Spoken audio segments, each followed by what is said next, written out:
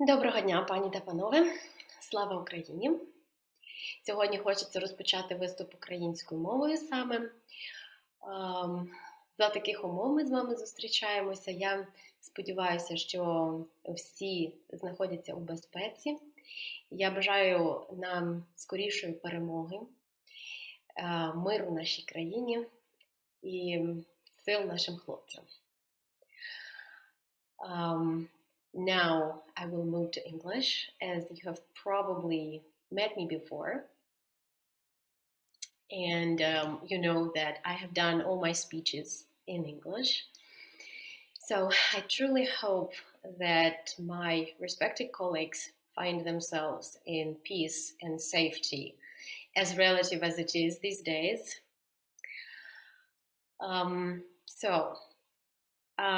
My story is that this speech was planned on the 24th of February. And it is obviously, well, it did not happen. I remember going to bed at 2 o'clock in the morning because I was preparing this speech and this presentation on the 23rd of February.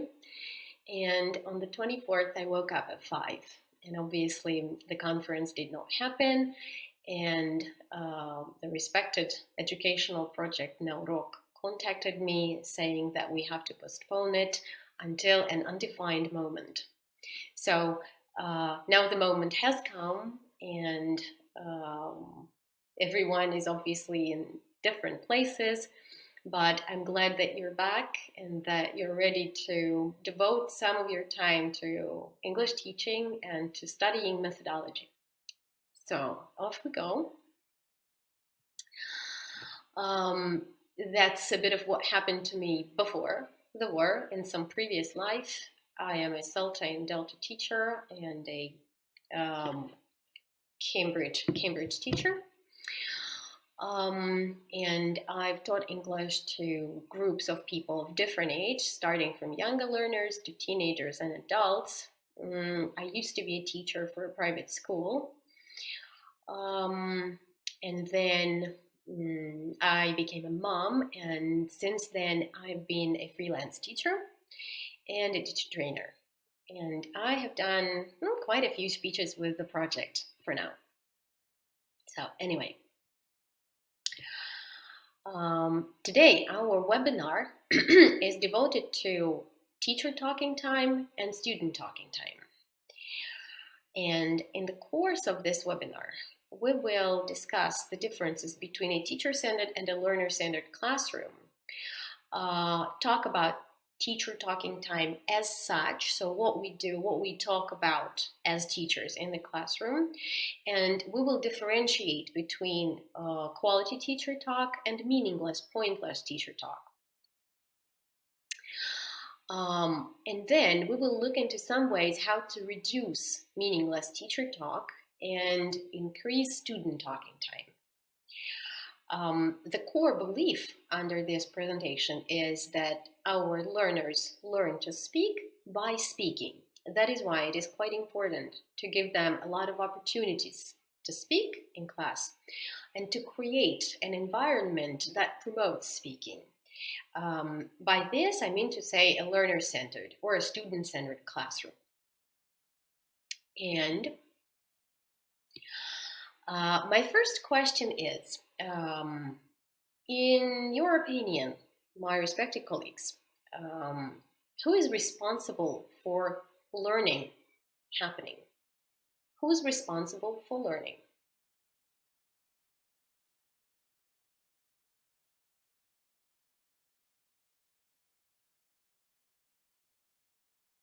I'm waiting for some responses on the chat.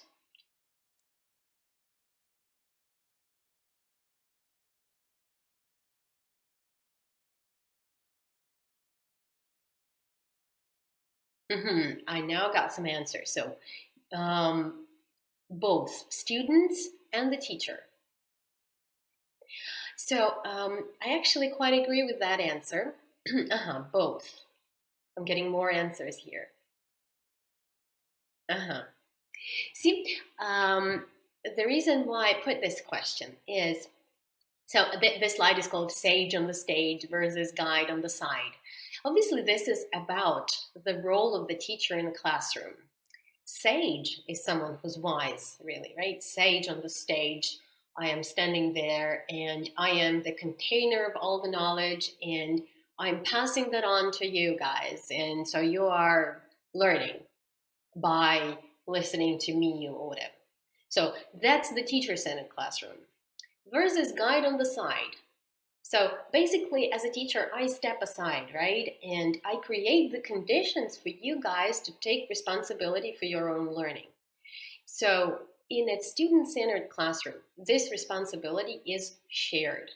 In a teacher-centered classroom, the teacher takes up too much responsibility. So in a teacher-centered classroom, obviously teacher is the center of the experience. And he or she lectures, assuming that the students are empty vessels. So they absorb like a sponge.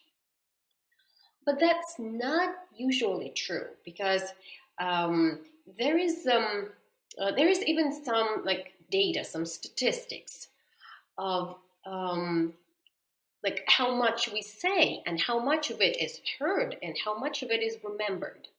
So like out of 100% of the things we say, our learners will most probably hear about 30% and then remember about 10%. And that will be how we, scratched our head rather than what we said. Because learning doesn't happen in that way. Learning, it is believed, happens by people participating in the process. That is why we want to create the environment where the focus of instruction is shifted from the teacher as a center to the learner as a center, so the learner participates. And in this way, our learners become more independent, more autonomous. We teach them strategies, what exactly to do so that your learning happens. So I won't be reading everything that happens on the slide that I've put out on the slide. So yeah, the teachers speak and the students listen. Whereas in the student-centered classroom, it's quite the opposite. Yeah, the teacher speaks sometimes, but the students are given more opportunity to speak about themselves, to express opinions. They're given the voice. They are heard and, most importantly, valued and respected. And the teacher speaks as well, like I said. But the teacher speaks with the students rather than to them. You know? So the teacher participates in conversations, in discussions, and so on. Now,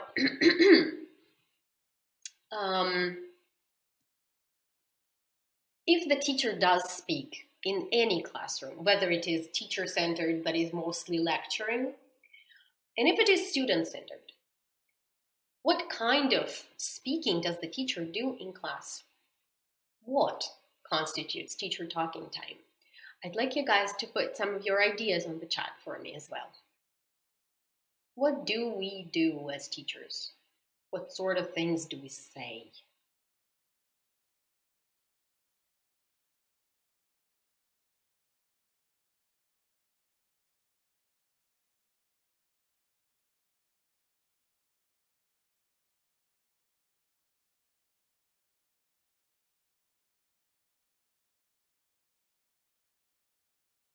I'm waiting a bit. If no one says, we give instructions, cool, thank you. We ask questions, thank you. Yeah, we make jokes, that's important, isn't it? We give feedback, thank you. Yeah, we say hi, true. We talk about our aims and goals, like why, we explain, give some reasoning, right, for our tasks and choices. Yeah. So these are my answers. You've mostly covered all of that. So we give instructions, we explain, we tell stories, even make jokes. We are correct. someone says we assess, that's it, like the same as give feedback. What I mean by classroom management procedures is we just group students maybe, or we answer their questions if they need to go out the classroom, or we manage and remanage. Yeah, so pretty much like that. All of these can in fact be quality teacher talk and can be pointless teacher talk, depending on how they are delivered. So our explanation can be really pointless, or our instructions may go nowhere, our students may not understand, or our feedback may be may not reach our students, depending on how this is delivered. So, describe with storytell, exactly. So anyway, today I will talk about how, obviously I will talk about explanations, instructions, and error correction. I won't talk about all of these things, because that would require, like each of those would require a separate webinar. But anyway, I will talk about how to do these things more effectively, so that you don't consume the time that your students might use to talk. So, quality teacher talk versus redundant teacher talk. As you may probably see, that quality teacher talk is anything that has short and clear management, short and clear explanations, short and clear instructions. And only error correction is not short and clear, it's selective. And I'll tell you what that means. And anything that's redundant, as you see in the slide, is lengthy. So lengthy lecturing, lengthy explanations. You know that our students' attention can only focus on us for like 5 minutes. So if your explanation takes much longer than that, they will probably not hear it, unless you involve them somehow. Now, lengthy and confusing instructions. If you have a complicated task that has steps, at first you do this, and then you do this, and then you do this, your students will forget all of that. If you give all the steps at the same time, they will be wondering, and nobody will know what to do. Then, excessive error correction. Like somebody just opens their mouth to say a word, and you say, oh no, not that way. And this last one, echoing. That is what we do a lot as teachers. Like they ask us a question, for example, may I go out? And you say, go out. Yes, sure. So this go out thing is actually echoing. You repeat what your student said to you. So we kind of think that maybe not everybody heard the question that our student asked. And so we echo that question. And then we give an answer. Sometimes we as teachers find ourselves repeating the entire sentences that our students say.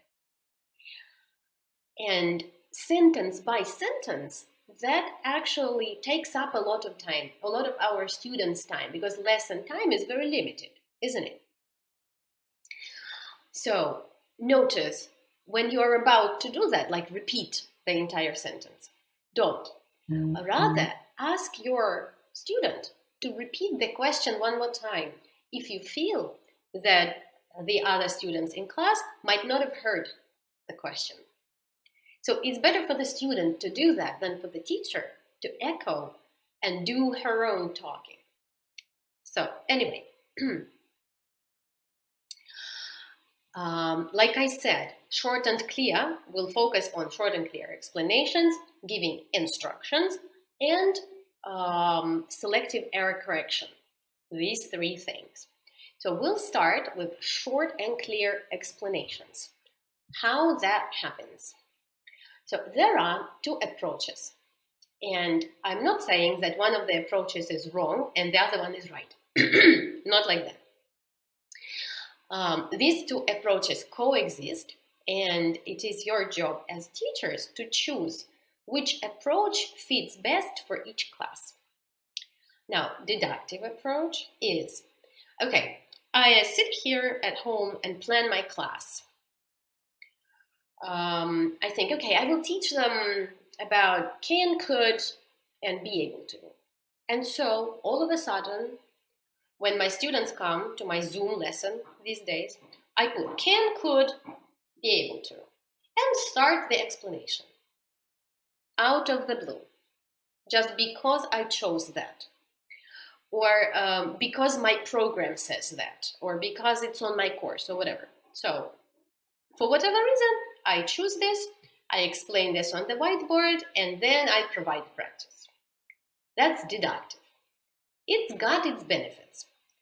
It is short. It doesn't take time. With Zoom, it's very easy. I use the whiteboard, you put stuff on the whiteboard, and you're happy. Like, the explanation happens. However, your students sit there, and maybe they're making tea or sandwich, or maybe they've left at all and switched off their video. So they're not involved, probably uninterested. So such explanations can be boring. That is why, if you choose it for a particular lesson, make sure it is really, really short. So that everyone is still listening, like 5 minutes. Now, with inductive approach, it's quite the opposite. It takes more time, obviously, but if we take the same example, say I want to explain can, could, and be able to. So I choose a text from my course book or online. I choose a text about some rules or abilities or whatever. So I choose the topic of the text. And first, my students and I work on the text as content. We read, we discover, we discuss. So we talk about it as a story. Now, after we worked on the context, on the content, I can ask my students to find, in methodology, this is called a marker sentence. This is something that I will put on the whiteboard. But I will ask my students to actually underline where they can see can, could, and be able to. So they will scan the text again and underline some stuff for me. Then they will read these things for me. And then I will choose 2 or 3 sentences to put on the whiteboard. Then I will ask them questions. Is it about, for example, physical ability, like somebody knows how to do something? Or is it about permission? Is anyone allowed to do something? And so I will ask them special questions so that they listen to me and they must say at least something like yes and no. The questions are a separate topic, and I will talk about them today, just a bit later. So in this way, yes, it is time-consuming, but the students do their own work. They are involved. It is obviously it is more student-centered. So this is the purpose of my speech today. How to make it more student-centered. So choose a different approach to presentations. That's my point. Ask them to work on context, choose their marker sentences, put those sentences on the whiteboard, and then instead of lecturing, ask. Now, this is how it typically works. Now, I picked a random page from a random book for teenagers. This probably is Solutions. Now, here is the text about the series. And you read the text, your students read the text, and there are questions to go with the text. So your students answer the question at first, and you discuss, maybe you ask them if they have seen it or whatever it might be. After that, learn this present simple affirmative. We use the present simple to talk about da da da. And they choose the right answer. You can ask them to underline in the text. It's a little trick, by the way. When you ask your students to find something in the text, they never find it. Or it's a mess. They yell something, they say something out to you. When you ask them to underline, that's a clear task. They actually need to perform something, rather than find. What do you do when you find? Do you read? Do you, just look? Or what happens? How do you signal that you have found something? So specify the task. Ask them to underline. And after that, they complete a box again. So they do a series of short tasks that they are involved in. And these short tasks are actually the presentation. After that, there is practice. There are different types of practice. In one of our previous meetings, we have discussed controlled practice, semi-controlled practice, and freer practice. So the more students understand the grammar item, the less control there is in those practical exercises. But that's another story. So this page just illustrates here how a presentation could involve students with a series of short tasks. The second point is selective error correction. What is that? So when we error correct, we need to ask ourselves what to correct, when to correct, who will correct, and how these errors will be corrected. Now, when we as teachers listen to our students' speech and think what to correct, we think, okay, maybe everything. Everything is wrong. No, don't do that. When you correct everything, they lose confidence. Gradually, they feel, okay, whatever I say is wrong. I better shut up and not say anything at all.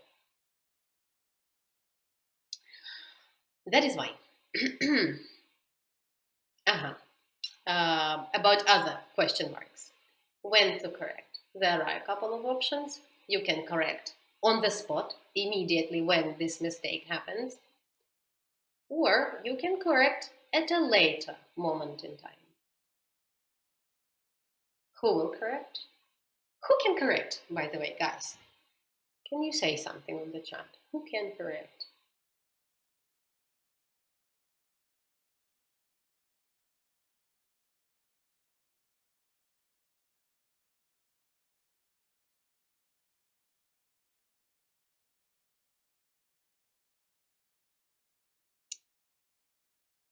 Sitting there waiting.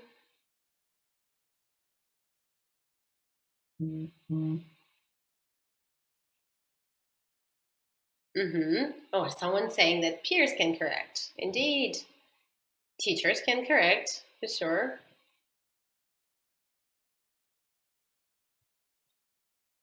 Okay.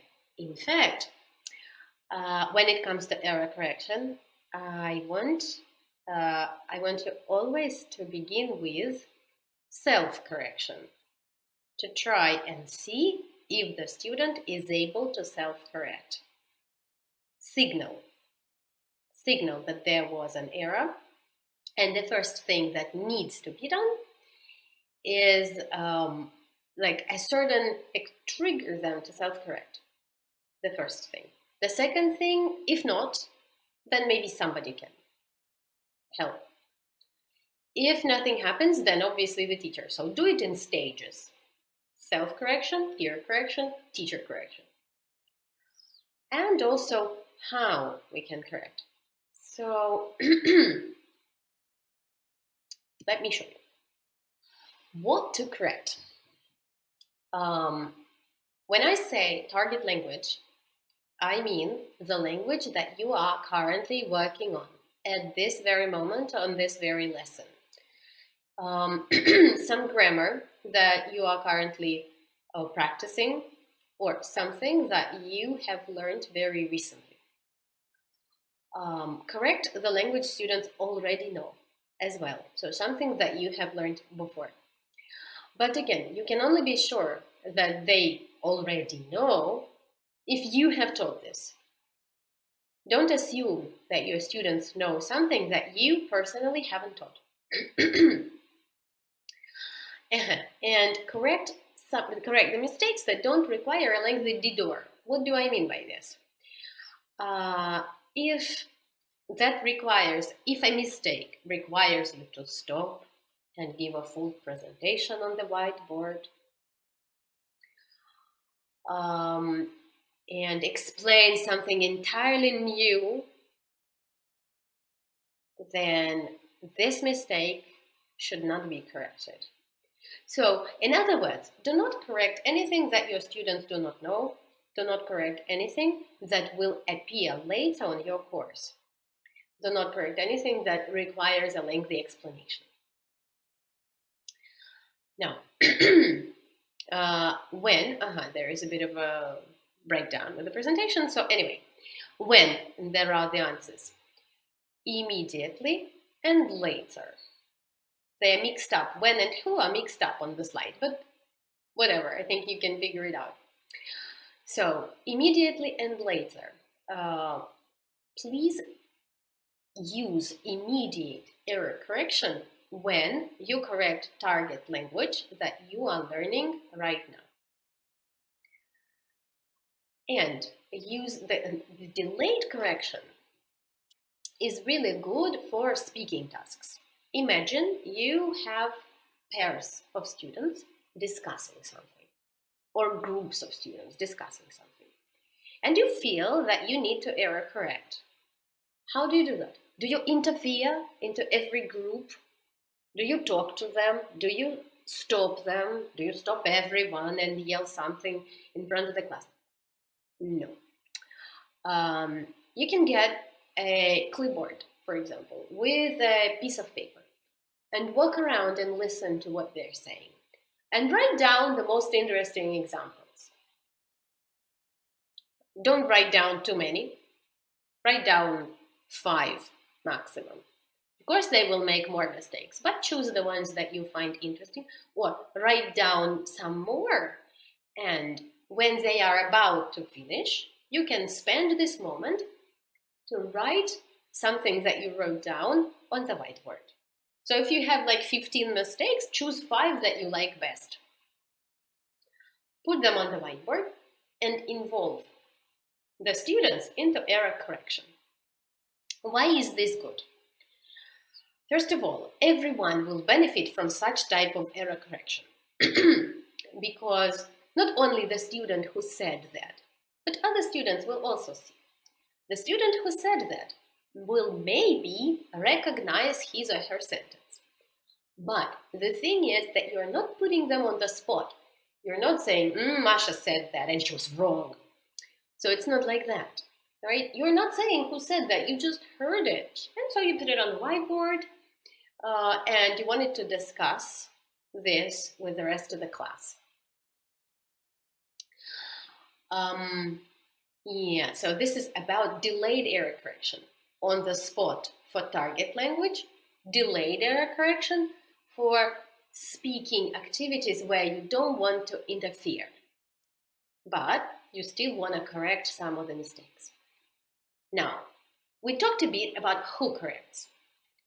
The first stage is self-correction. How do you do that? How to push your students to self-correct? First of all, never repeat the mistake. It's the golden rule. Never say the mistake out loud. For example, your student says, she go to school at 8 o'clock. And then you say, she go? And the student goes like, oh, no, she goes. But you say that out loud. And when you say that and repeat that, that remains in your students' minds. And usually we as teachers, when we error correct, we repeat that with emotion. And whenever something is connected with emotion, it stays. So I suggest that instead of saying she go with a shocked facial expression, you better go this. She, and have that questioning face, you know? Stop before the mistake. So when you kind of train your students like that, they will understand that if you say a word and then you have a questioning facial expression, then maybe they must have made a mistake and they will analyze what it is that they have just said. Maybe they need to reformulate that somehow. So that is about self-correction. Now, if it doesn't work, if your student doesn't seem to respond to this questioning facial expressions and those lengthy pauses and those she kind of thing, then the next step would be to ask the entire group and say, guys, she, and somebody will give you that option, hopefully. If not, then apparently you would have to give the option by yourself. And this procedure for error correction is only good if you have already taught the material. So you assume that your students already know this. And in this situation, if they don't, then you would have to make that presentation one more time. If they don't know because they have never learned it, then this procedure doesn't work at all. Teacher correction is good when you realize that your students will not know this, not because they have never learned it, but because this might never be in the course, you know, like sometimes they make collocation mistakes, misuse articles. So sometimes it's faster to say, oh, the natural way to say this is that. And put something on the whiteboard as a cliche so that they can remember. So the how part on my slide has suddenly disappeared. So like I said, you kind of signal and make some facial expressions. And you repeat everything that came before the mistake rather than the mistake itself, because echoing mistakes is unhelpful. Those mistakes stay instead of actually disappearing because they link with an emotion. Anyway, so we spoke about a student-centered approach to explanations, to giving new materials, a selective approach to error correction. Remember that we are in the topic of reducing meaningless and pointless teacher talking time, that we're not going lengthy ways, right? So we are trying to find a short and concise ways for our talking functions in the classroom. Now, and the third thing that I was going to talk about today is about instructions. Because instructions can be confusing, they can mislead students, and that is why I have developed like a roadmap, like a procedure. Okay, begin with 1, go on with 2, blah, blah, blah, blah. Now, the first thing to do before you give instructions is make sure your students are looking at you. They are not in their bags or in their books or in their phones or anywhere else. Just catch their eyes, make eye contact.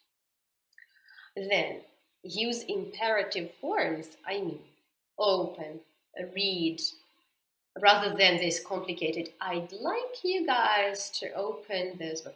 Yes, it works. But later on, when your students are already trained and they understand your speech formulas and they have got used to you and they've got used to your your ways, you know. So as speakers of English, we understand that imperatives generally are pretty impolite, but at some point they are good and functional for the classroom, and at later levels we might go away from imperatives and move to more natural ways of asking people to do things. But at first, use imperative verbs. Make your instructions very precise. I mean, don't use any vague vocabulary, or underline a few sentences. How many is a few? Okay, underline 2 sentences or 3 exactly. Now, when you give instructions, I call this chesting. Do not give them handouts. If you want to give them handouts, do not give them first. Because when you give them handouts, they are all in their handouts. They're looking what's in there. They are not looking at you anymore. So at the point when you give your instructions about a handout, chest that handout. Put it on your chest, literally, and point like what they need to do with that particular handout. You can also chest the book like this, so that you point and they see where exactly that task is. So first instruction, then handout. Okay? Chest, explain, give out, not the other way around. With books it's not possible because they will open their pages, but at first, the first step of that instruction will be open the page, right? And then you wait, and then you chest, and then they do the task. Now, if the task has 3 stages, for example, at first your students work in pairs, and after that they work with another partner and speak about what happened in the first pair. You do not need to explain all of that. Put them into pairs, they work, and after that put them into other pairs. That is true for Zoom as well, right? When you use breakout rooms on Zoom, so you give some general instructions, then you place your students into pairs on Zoom. It's a very important function there, by the way. I love it a lot. And as teacher, you can move from one pair to another and see what is happening there. Monitor, like 30 seconds here, 40 seconds there, and so on. After that, you close all the breakout rooms, they return to the main classroom, and after that, you break them down into different pairs. You can assign pairs on Zoom as well, just like you can do it in an offline classroom. The point is that you don't need to give them such step-by-step instructions. Only tell your students about the next step, and that's all.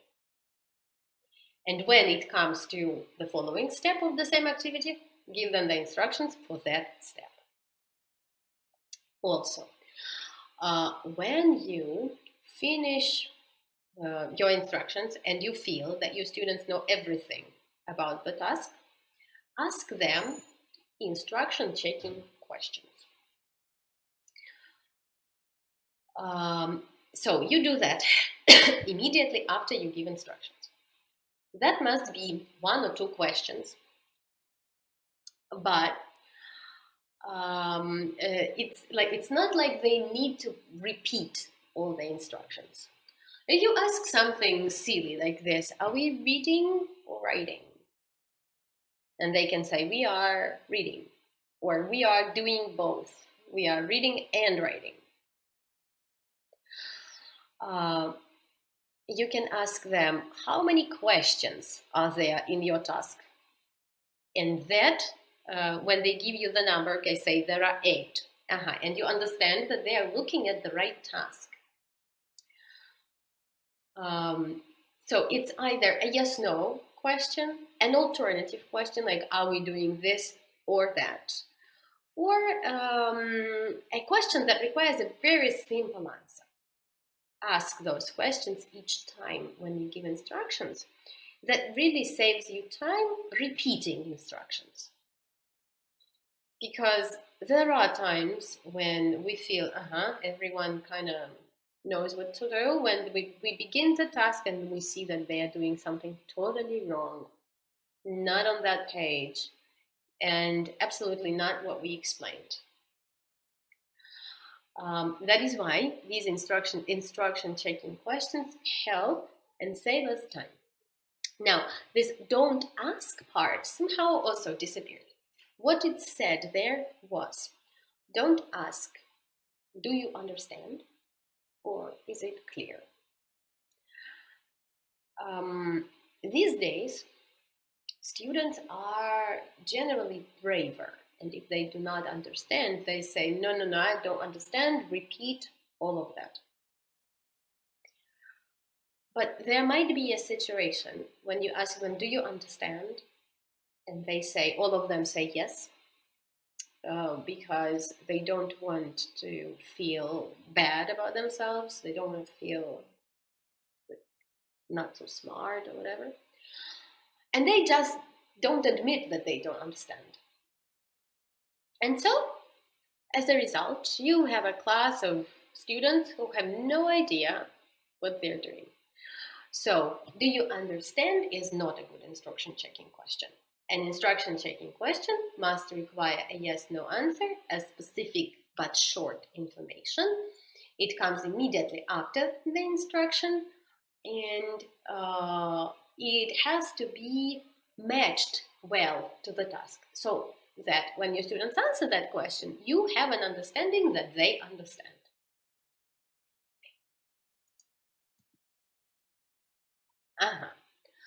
So we spoke about a few ways how to reduce redundant teacher talk. So let's summarize a bit.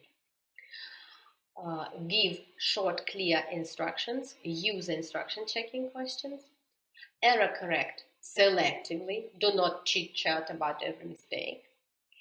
And what was that, the first one? The first one was about involving students into the presentation. So using either deductive or inductive approach. If we use inductive approach, our students talk more and we talk less.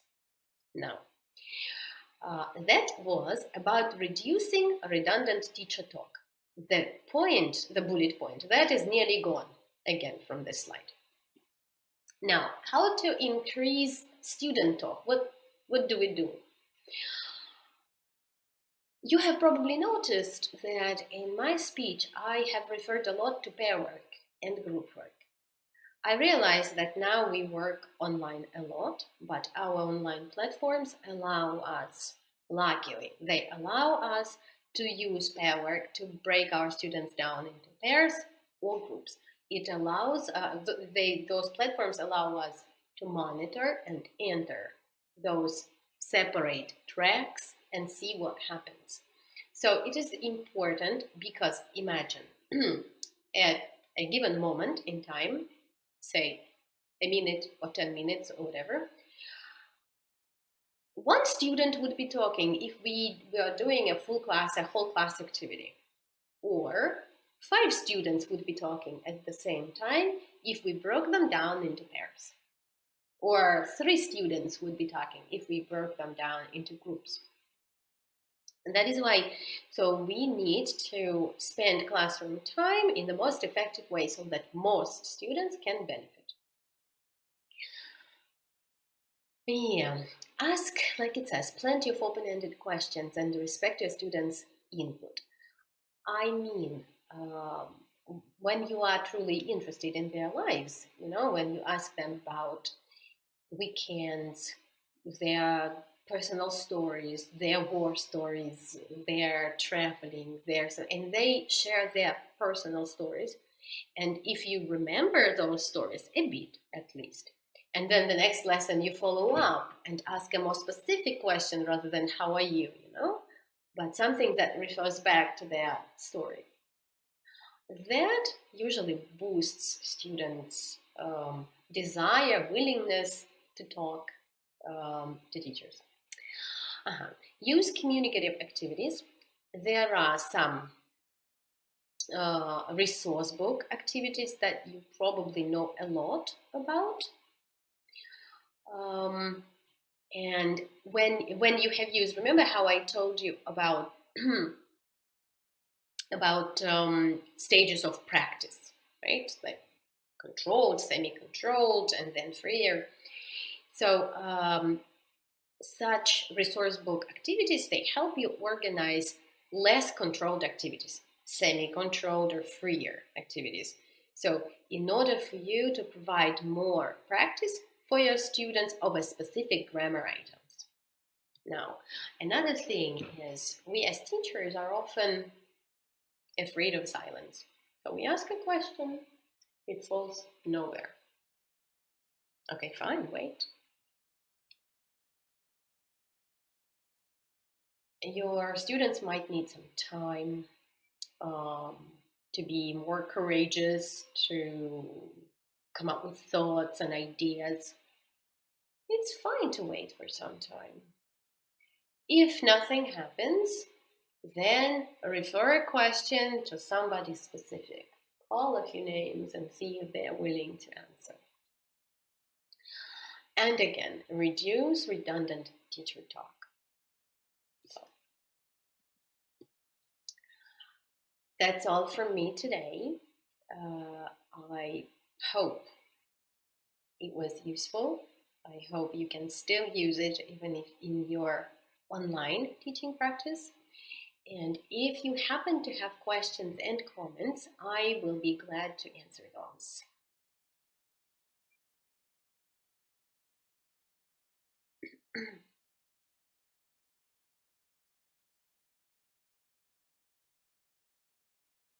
Thank you so much. I can read some feedback on the chat. That's important for me. And thank you for communicating, because, you know, it's kind of odd to be there on your own with no one talking back to you.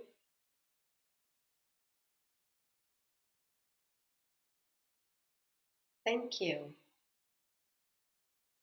Thank you, guys. And I thank you too for being here with me. And if I won't see any questions. Oh, thank you. Thank you. Oh, tips and tricks, yeah. I'm glad that you've noticed those.